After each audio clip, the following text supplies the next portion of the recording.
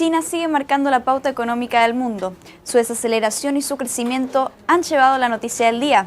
Es por esto que nos encontramos en el estudio con Roberto Silva, analista de Capital Effects, para profundizar acerca de qué significa esto. Buenas tardes, Roberto. Hola, Antonella, ¿qué tal? ¿Qué significan estas cifras para la segunda mayor economía del mundo? Bueno, sin duda es un sesgo, continuamos viendo el sesgo a la baja. Sin duda no es positivo el hecho de que la segunda mayor economía del mundo se está desacelerando a vista y paciencia de todos, en el fondo. Ahora, sí hay varias lecturas que explican este menor crecimiento y que de alguna manera también era algo totalmente predecible. De hecho, el número que conocimos ayer, que fue un 7.5% para el segundo trimestre, no es tan negativo, porque ya habían algunos que adelantaban incluso cifras más cercanas al 7%. Por lo tanto, si bien la economía confirma que se sigue desacelerando, atrás de esto tiene una explicación que tiene alguna lógica, que básicamente es el cambio de estrategia que ha impuesto desde fines del año pasado el gobierno chino en relación a cómo orientar los esfuerzos para el crecimiento.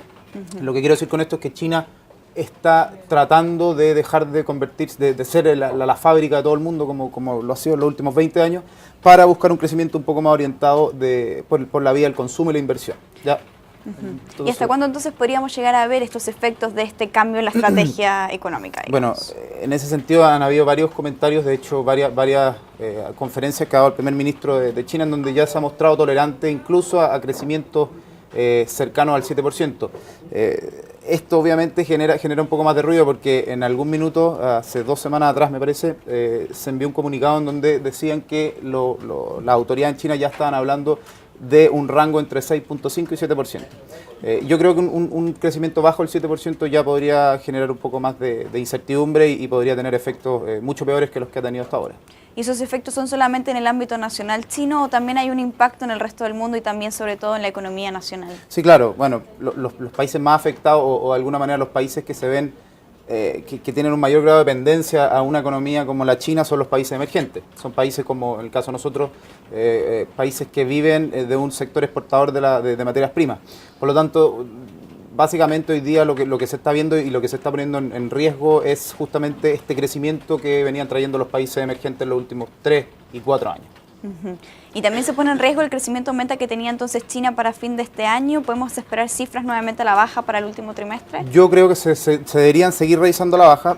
Estas políticas, en general, un cambio estructural a nivel de política económica no es algo que se puede esperar ver resultados en cosas de semestre. Yo me imagino, y según lo que yo he podido ver también con la historia de otros países que han implementado cambios en sus políticas económicas, son efectos que probablemente tardan 2 años, 3 años. Por lo tanto, yo sí creo que todavía deberíamos ver una mayor desaceleración.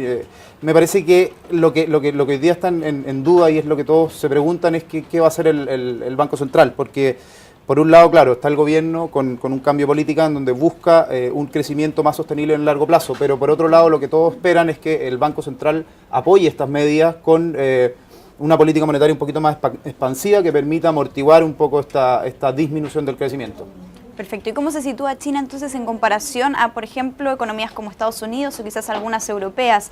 Este crecimiento, si bien es menor, sigue siendo robusto, me imagino. Sí, claro. El crecimiento de China, o sea, un crecimiento que bordea el 7.5%, comparado con el mundo desarrollado, en donde tenemos a Europa con recesión, que ni siquiera crece, sino que decrece, y con Estados Unidos, en donde apenas se sitúa por encima del 1%, obviamente es un crecimiento bastante robusto. Así todo, es el crecimiento más bajo que ha registrado China en los últimos 23 años. Por lo tanto, igual es un dato que genera bastante pánico e incertidumbre. Por supuesto. Y por último, me gustaría hacer una mirada un poco más a futuro. ¿Lo volveremos a ver al gigante asiático por sobre las 2 cifras nuevamente?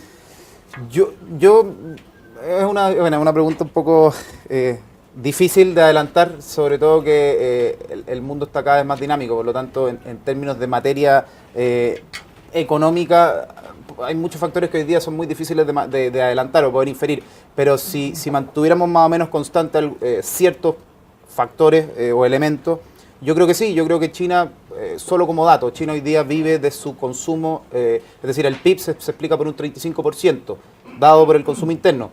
Si tú te fijas en una economía como Estados Unidos vive o su PIB se explica por un 70%. Por lo tanto, si nosotros tomamos las proporciones y vemos que China aloja a más de una tercera parte del mundo, obviamente las proyecciones desde un crecimiento impulsado por el consumo pueden ser bastante más. Yo creo que sí, yo creo que en la medida que estas políticas comiencen a dar efecto y que el crecimiento se empiece a orientar desde adentro, dado por el consumo y la inversión, yo creo que China podría perfectamente volver a crecimiento de más de 2 dígitos. Excelente, Roberto. Muchas gracias por esta entrevista. Nos quedamos entonces con la mirada analítica de la segunda mayor economía del mundo. Muchas gracias a ti, Antonella. Y muchas gracias a ustedes también por acompañarnos en esta nueva edición de Pulso TV. Que tengan muy buenas tardes.